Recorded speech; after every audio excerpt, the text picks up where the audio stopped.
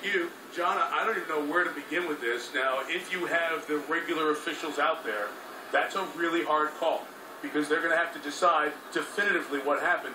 And to me, this whole thing starts to break down when one official comes in and says touchdown, and the other one's given the signal that would mean an interception. And now we have days of conversation about what happened. Now, there's just too much at stake, and officials shouldn't be deciding the outcome of this game. And it wasn't just that play, it was the play that led up to it. But clearly, Russell Wilson does a great job scrambling. It's that type of play. Let your receivers disperse in the end zone. Golden Tate, forget about him pushing off, clearly on Shields. M.D. Jennings intercepted that pass.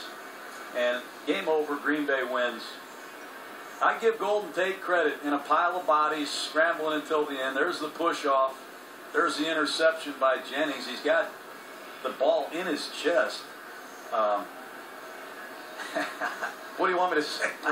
There's not much to say. It looked like Jennings had control first. Let me bring in Jerry Austin. He's been watching us on Monday nights. Jerry Austin, 27 years, an official in the NFL, referee for 2 Super Bowls. Take us through what you see on this play. Well, as John said, on a jump ball, you pretty much just let everything go and who comes down with it. Now, Jennings has the ball. He comes to the ground, brings it to his chest. He's established possession, established control, then possession. He's on the ground with the ball. All Tate has is his arm in there on the ball.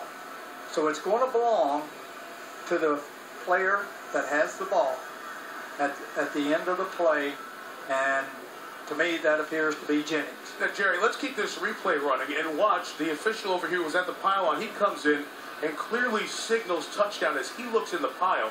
The other official working from the back, wearing number 84, comes in and gives what is normally the timeout signal. Would that indicate to you interception? That would indicate to me that he's stopping the clock and he's going to give a touchback signal because the ball is in the possession of the defense. You can see it right there. Jennings has the ball against his. All Tate has is an arm in there, and this official appears is going to stop the clock and give a touchback signal.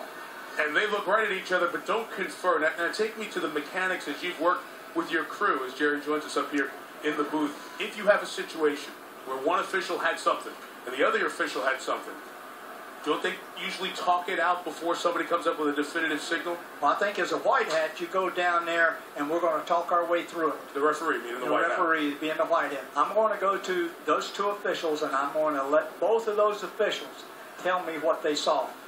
If there's a difference of opinion, we're going to have to establish which one is more correct than the other. And that's the referee's responsibility. That's the referee's responsibility. If you can't come to a definitive decision, then you got to stay with the call on the field. And the call that came up first was a touchdown signal. I don't see how you can change that.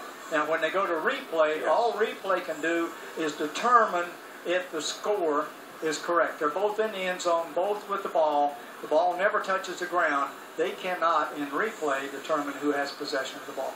Great to have you here. Before I go back to Scott and Linda and then our folks here, as a Mike McCarthy, as a head coach in the NFL, we watch every game together on Sundays. All of us do.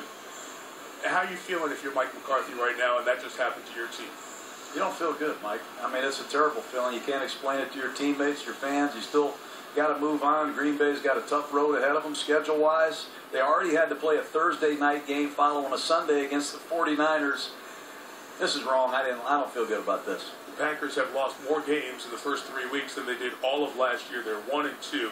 But the bigger issue, I think, once we get beyond this, is Seattle's 2-1, is going to be what's the impact on the lockout, and are there coaches or owners who call the commissioner, call the folks in the league office and say, we've got to get the regulars back? Because you said when it costs somebody a game, it's going to change the feeling about it. As you think, you guys, it just cost the Packers a game. Sending back to Scott and Linda in Bristol. Guys?